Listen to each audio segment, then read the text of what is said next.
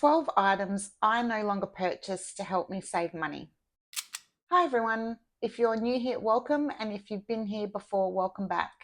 My name is Mariana, and I thought I would share 12 things that I no longer purchase to help me save money. So, given that we are now in December, I'm starting to set my goals and really evaluate my expenses and my purchases as one of the biggest goals that I have, and it's a long-term goal, is to have my mortgage paid by the time that I'm 50. I'm hoping to do it before that.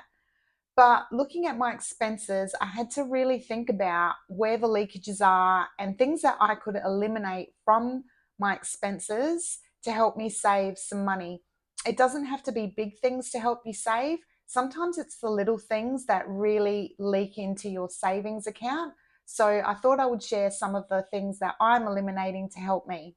And given that I live on my own and I only have one salary coming into this house, in order to pay my mortgage by the time I'm 50 and to reach my goal, I had to really think about what it is that I can eliminate. What was, from my perspective, silly spending. You know, if you purchase any of these items and you enjoy purchasing these items, continue to do so. But I'm hoping this video encourages you to have a look at your expenses if you do have a financial goal. My personal financial goal is to be financially free. I don't want to have to be making mortgage repayments after I'm 50. I want that money that I'm currently paying on my mortgage to be going towards my savings or towards investments. So I'll just go through. I've got my little list here so I don't forget anything. So the first thing on my list is expensive lip glosses. Now, don't get me wrong, I love expensive lip gloss as much as the next girl, but I had to get to a point where I was like, do I really want to be paying $40 or $50 for a lip gloss when a $7 lip gloss does exactly the same thing? And if you've been to this channel before, you would know one of my favorite lip glosses is actually the Dermal Lip Therapy. It costs about $6 a tube and it does an amazing job. I love it. I am never without it. But to go into a store and to spend $50 on a lip gloss, I can no longer justify that. So when I'm thinking about these purchases, I now start to break it down on how much does that particular thing cost me for my life. So whereby if I make hypothetically $50 an hour and I spend that on one lip gloss, I'm giving up an hour of my life for a lip gloss. Seems a little bit ridiculous to me. But again, that's personal perspective. The second thing on my list is eyeshadow palettes. I love eyeshadow palettes. There's just something so indulgent about buying a beautiful eyeshadow palette. And I know what it's like because for me, I'm always on the hunt for the perfect one. And now I've got a drawer full that I never actually use. If anything, the only sort of eyeshadow that I use on a daily basis is basically a bronzer, which I just dust over my eyelids. So there's really no requirement for me to purchase any more eyeshadow palettes. The third thing on my list are high heels. I recently decluttered a bunch of high heels. I work in the city. I cannot walk fast enough in high heels. They hurt my feet. They hurt my legs. I do have knee issues. So wearing high heels was just exasperating those issues. Now, I love the way that high heels look on ladies. They make you look taller. They make you look slimmer. They are so elegant. But for me, they're just not practical. I can't wear them anymore, so there is no reason to purchase them. That doesn't say that I don't get tempted when I walk into a store and I see a beautiful pair of heels, but then I have to stop and think, how am I actually going to wear them and be comfortable all day? I catch public transport. I don't want to be carrying a second pair of shoes. So now I opt just for comfortable and practical flats. I guess that really is showing my age. I don't know. Another thing that I won't purchase anymore is colored clothing. I keep to a standard color palette for myself. I wear majority black. I'm all black all the time, just about.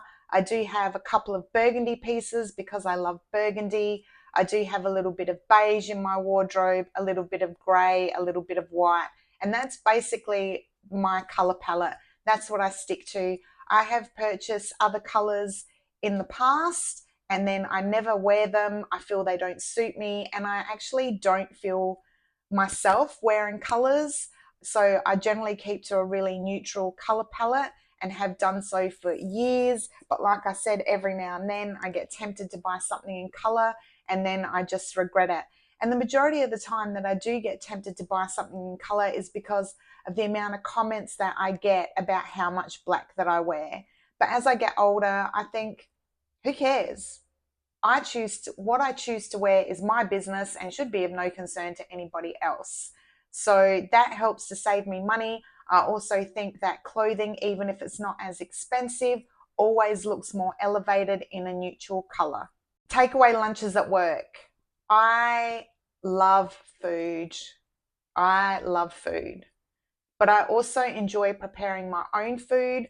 I don't enjoy going out at lunchtime and purchasing things from cafes or food courts because I like to eat as clean as possible. I don't know what's in their food. I just like to cook my own. And eating out, I only work from the city 2 to 3 days a week, but to buy a meal and all my snacks would cost me $30 to $40 a day. So I take my lunch, I even take my breakfast into work because I go in early and quite often I don't feel like having something before I leave the house. So I take my breakfast, my lunch, and any snacks with me in the morning. That way I'm not tempted to buy anything outside. The other thing is I love to attend shows. It could be the ballet, it could be any sort of musical theatre. I just really enjoy going. I attend a lot of these things on my own. But the one thing that I will no longer purchase when I attend these events is programs. Now, a program can cost you anywhere between $25 and $30. I attend a lot of shows, and for me, I actually just decluttered a bunch of them. I never looked at them after the show and it was just a waste of money. So I decluttered those and I will no longer be purchasing programs from any shows that I attend in the future. On trend coffee table books. We've all seen them. We all enjoy them. I have many of them. Quite often they have been gifted to me because people know how much I enjoy books. So, but I will no longer be purchasing them. They are extremely expensive. And you know the ones I'm talking about, the gorgeous Tom Ford ones and the Chanel ones. I do love them. I do own some of them.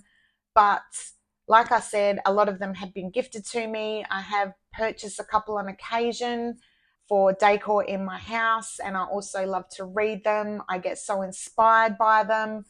But for me now, to purchase just because they're an on-trend item, it just doesn't seem worth it to me. I have actually purchased quite a few of my coffee table books secondhand.